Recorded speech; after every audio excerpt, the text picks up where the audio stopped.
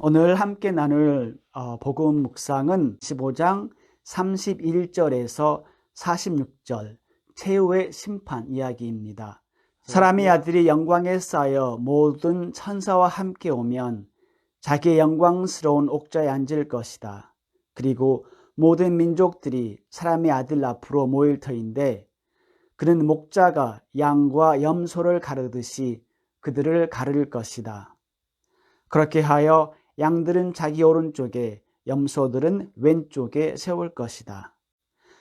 그때 임금이 자기 오른쪽에 있는 이들에게 이렇게 말할 것이다. 내 아버지께 복을 받은 이들아, 와서 세상 창조 때부터 너희를 위하여 준비된 나라를 차지하여라. 너희는 내가 굶주렸을 때에 먹을 것을 주었고 내가 목말랐을 때에 마실 것을 주었으며 내가 나그네였을 때에 따뜻이 맞아들였다. 또 내가 헐벗을 때에 입을 것을 주었고 내가 병들었을 때에 돌보아 주었으며 내가 감옥에 있을 때에 찾아주었다. 그러면 그 의인들이 이렇게 말할 것이다. 주님, 저희가 언제 주님께서 굶주리신 것을 보고 먹을 것을 드렸고 목마르신 것을 보고 마실 것을 드렸습니까? 언제 주님께서 나그네 되신 것을 보고 따뜻이 맞아드렸고 헐벗으신 것을 보고 입을 것을 드렸습니까? 언제 주님께서 병드시거나 감옥에 계신 것을 보고 찾아가 뵈었습니까? 그러면 임금이 대답할 것이다. 내가 진실로 너희에게 말한다. 너희가 내 형제들은 이 가장 작은 이들 가운데 한 사람에게 해준 것이 바로 나에게 해준 것이다. 마테오 복음 24장에서 25장은 예수님의 마지막 설교 장면입니다. 예루살렘의 파괴를 예고하시면서 동시에 세상의 종말과 당신의 재림을 예고도 하십니다. 그러면서 제자들에게 또 저희들에게 깨어 있으라고 충고하십니다. 24장, 25장에서 예수님께서 다양한 비유를 들으시면서 준비하라고 권고하십니다. 깨어 있어라, 준비하여라. 충실한 종과 불충실한 종, 열 처녀의 비유, 탤런트의 비유, 그리고 오늘 최후의 심판 이야기를 통해서 어떻게 저희가 준비해야 하는지 알려주십니다. 예수님이 언제 올지 모르니 깨어있으면서 우리는 준비해야 합니다. 예루살렘의 파괴 그리고 세상의 종말 예고를 드리면 저희가 좀 두려워할 수가 있습니다. 그런데 예수님께서 예루살렘의 파괴를 이야기하시면서 새로운 시작도 약속하십니다. 그리고 그게 교회의 시작이에요. 세상의 종말을 예고하시면서 당신의 재림, 그러니까 영원한 하늘나라도 약속해 주십니다. 당신에게 충실한 종들을 위해서 마련해 주신, 준비해 주신 하늘나라도 약속해 주십니다. 인간은 계속 죄를 지어요. 그렇기 때문에 멸망, 파괴를 저희가 체험합니다. 인간 스스로 자기 자신을 멸망시킵니다. 그런데 그러한 저희를 주님께서는 버려두지 않으십니다. 새로운 구원의 약속을 저에게 끊임없이 해주십니다. 세상의 종말을 생각해 보면 조금 두려울 수가 있습니다. 예수님께서 다시 오실 때 얼마나 많은 사람이 준비하고 깨어 있을까? 예수님께서 다른 복음에서 이렇게 말씀하시잖아요. 사람의 아들이 다시 올 때 이 땅에 믿는 사람이 있을까? 그런 질문을 하십니다. 네, 그만큼 우리 인간의 나약함을 보여주십니다. 그런데 중요한 건 주님은 저희를 버리지 않으세요. 찾아오시고 저희에게 약속을 주십니다. 당신을 찾는 이는, 예수님을 찾는 이는 언제나 구원을 받을 수가 있습니다. 세상은 언제나 심판을 합니다. 그렇기 때문에 사람들이 심판을 기대하기도 하면서 많이 두려워하기도 합니다. 심판을 통해서 자기의 능력을 인정받습니다. 상도 받고 기뻐합니다. 그리고 자기의 존재감, 자부심도 얻게 됩니다. 나 할 수 있어. 나 해냈어. 그렇죠? 다양한 분야에서 사람들이 계속 심판을 받아요. 스포츠, 교육, 연예계, 정치, 경제, 수많은 분야에서 우리는 계속 심판을 받습니다. 그래서 칭찬도 받고 욕도 먹어요. 공정한 심판도 있지만 아주 불공평한 심판도 합니다. 때로는 심사위원도 두려워하면서 실수도 저지릅니다. 그렇죠? 그러면서 욕도 먹고요. 오늘 이야기는 최후 심판 이야기입니다. 하느님께서 주시는 심판입니다. 그렇기 때문에 공정한 심판이고 진리의 심판입니다. 진리의 시간이에요. 그리고 저희는 이 최후의 심판을 위해서 깨어 준비해야 합니다. 다른 심판들 저희가 통과하지 못하더라도 이 최후의 심판은 패스해야 됩니다. 그리고 가장 중요한 심판이에요. 그런데 저에게 많은 희망이 있는 이유는 주님께서 알려줍니다. 어떻게 준비해야 하는지 구체적으로 미리 다 알려주세요. 어떤 과목인지 무엇이 시험이 될지 알려주십니다. 묵상 들어가겠습니다. 그때 임금이 자기 오른쪽에 있는 이들에게 이렇게 말할 것이다.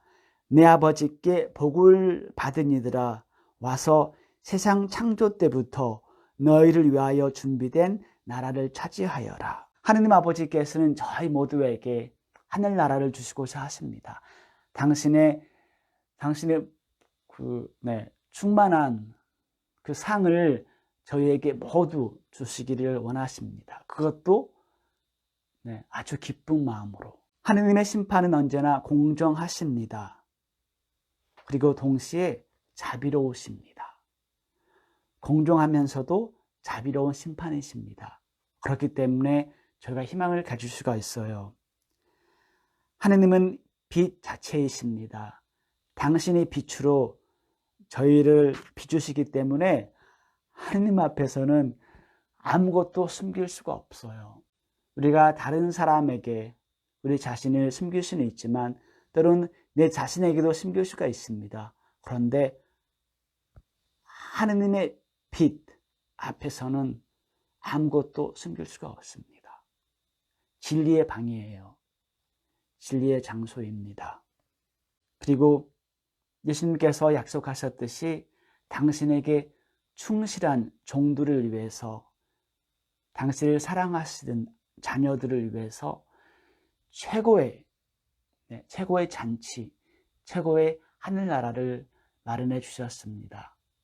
하느님께서 친히 마련하신 잔치이잖아요. 하늘나라. 그러니까 얼마나 아름다울까 저희가 상상해 보고 또 기대할 수가 있습니다. 최고의 기대를 가지면서 저희 이 심판을 준비할 수가 있습니다. 두 번째 묵상 내용입니다. 그러면 임금이 대답할 것이다. 내가 진실로 너희에게 말한다. 너희가 내 형제들인 이 가장 작은 이들 가운데 한 사람에게 해준 것이 바로 나에게 해준 것이다. 참 신비스러운 답변입니다. 내가 그냥 하느님만 사랑하면 되는데 예수님께서 하시는 말씀이 가장 작은 이들에게 해준 것이 나에게 해준 것이라고 합니다. 그리고 구체적으로 어떤 행위를 해야 하는지도 알려주세요. 저에게도 언제나 처음에는 그게 좀 질문이었습니다. 하느님 많이 사랑하는데 왜 굳이 이 사랑을 내가 좋아하는 사람, 내가 좋아하지 않는 사람, 내가 전혀 모르는 사람을 위해서 베풀어야 할까? 그리고 그 사람에게 한 나의 행동이 주님께 한 행동으로 왜 그렇게 받아들이시는지. 그런데 그게 주님의 뜻입니다. 예수님께서 그만큼 저희 인간이죠. 저희 하나하나를 생각하시고 사랑하신다는 겁니다.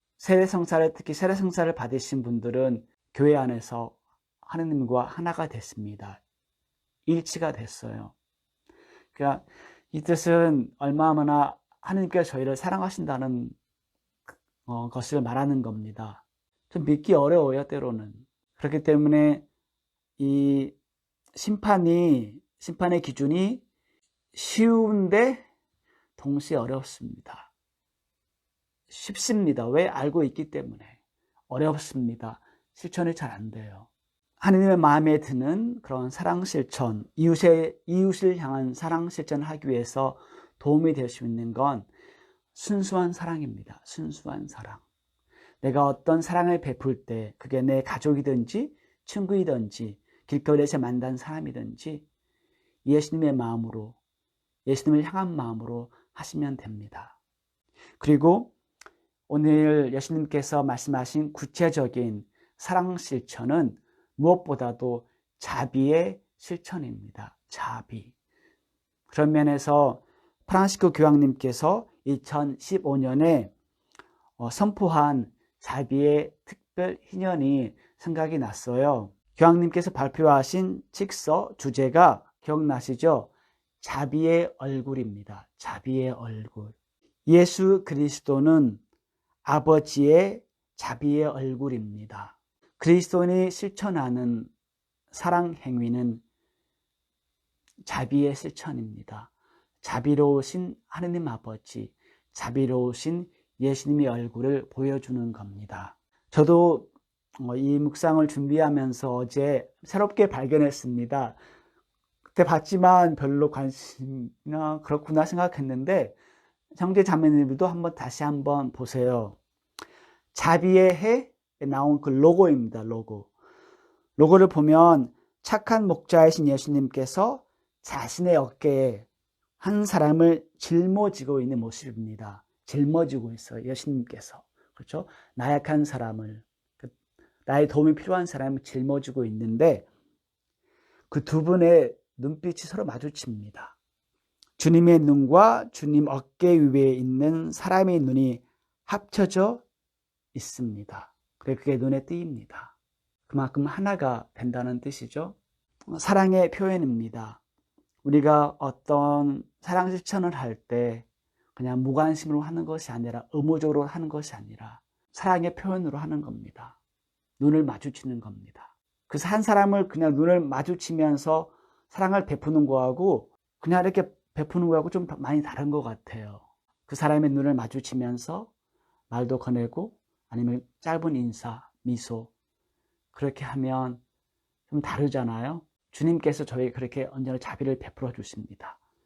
제 눈을 바라보시고 미소도 지어주시고 저에게 필요한 말씀도 해주시고 아니면 그냥 때로는 말 없이 침묵으로 저와 함께 해주십니다. 교황님께서 이제 이러한 그 구체적인 실천, 자비 실천을 말해 주셨습니다. 그런데 교회가 전통적으로 가르쳐 주는 그 자비의 실천이에요. 그 육체적인 실천이 있습니다. 그것은 오늘 복음에 나오는 거고요. 영적 자비 실천 다시 한번 기억해 드리겠습니다. 신앙을 의심하는 이들에게 조언하기, 신앙을 모르는 이들에게 가르쳐 주기, 죄인들을 타이르기, 고통받는 이들 위로하기, 용서하기, 참고 견디기, 산이와 죽은 이들을 위한 기도 등입니다. 우리 모두가 할 수 있는 자비의 실천입니다.